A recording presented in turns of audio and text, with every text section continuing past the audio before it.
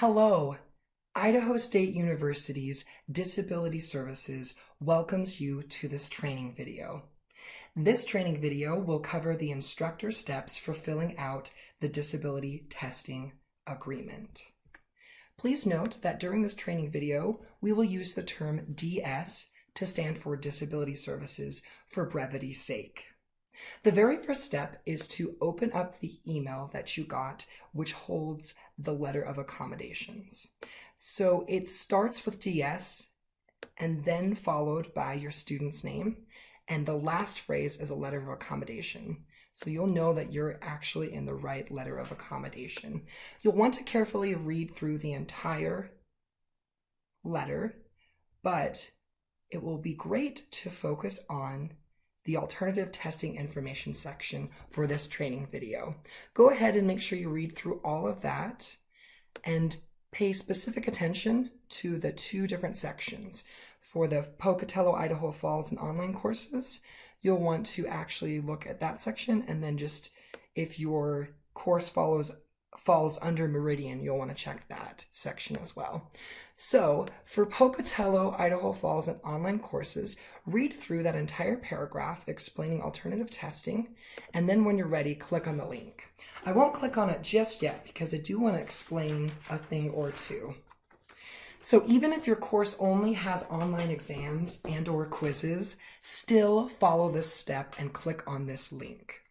The DS testing agreement will allow a student who may want to use a DS testing center to use their testing accommodations, such as a quieter testing space. And we still want to make sure that we have parameters for that exam.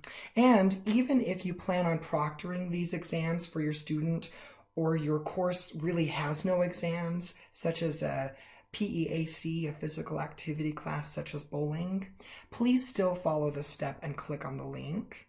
The very next step I'll go over will allow you to communicate this situation so that you don't actually have to fill out a DS testing agreement form, but we'll go over that in just a moment. Now, if your students or your courses are Meridian courses, your student will make arrangements with you and or your department prior to exams. Please do not complete the DS testing agreement that is listed below. So Meridian courses do not actually need to follow the DS testing agreement steps. Once you click on that, it's going to take you to the alternative testing agreement by instruction page in our online suite.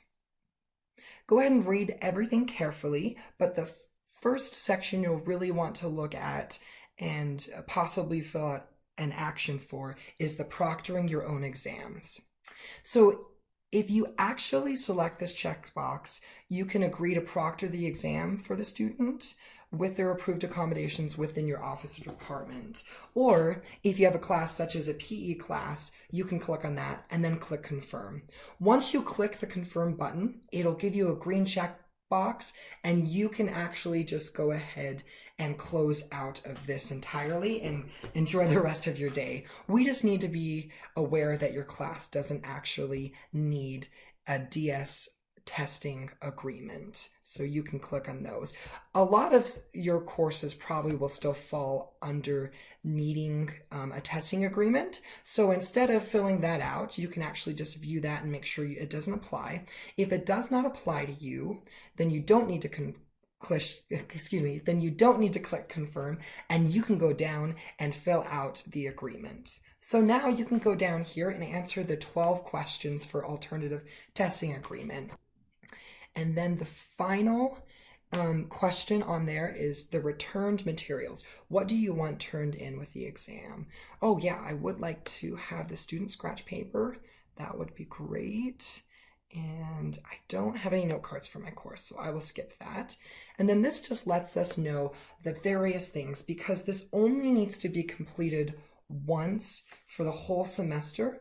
If you fill this out, the standard final is 120 minutes for a lot of our courses.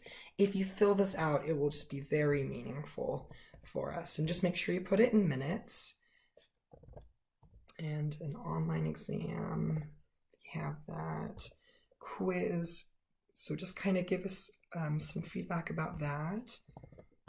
Wonderful. And this is where you do need to put your phone number, but your student won't have access to it.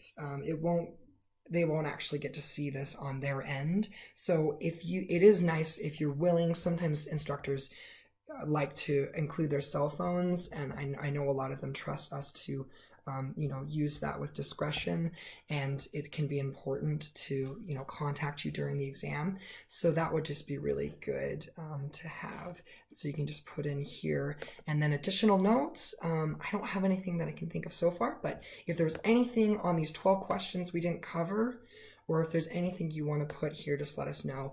Please be aware that we are starting this out, so if we missed anything on these 12 questions, you can just include any additional notes and maybe just put any information. So once you're done, click the Submit Alternative Testing Agreement.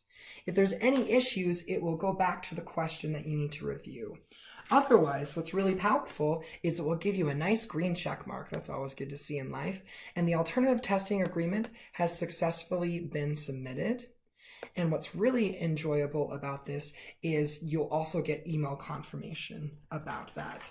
And if you just want to make sure that you keep on checking your email in case we have any updates about your exam submission, about the Alternative Testing Agreement submission, then just check your email in case something comes up. But otherwise you'll probably be good, but just continue to check your email.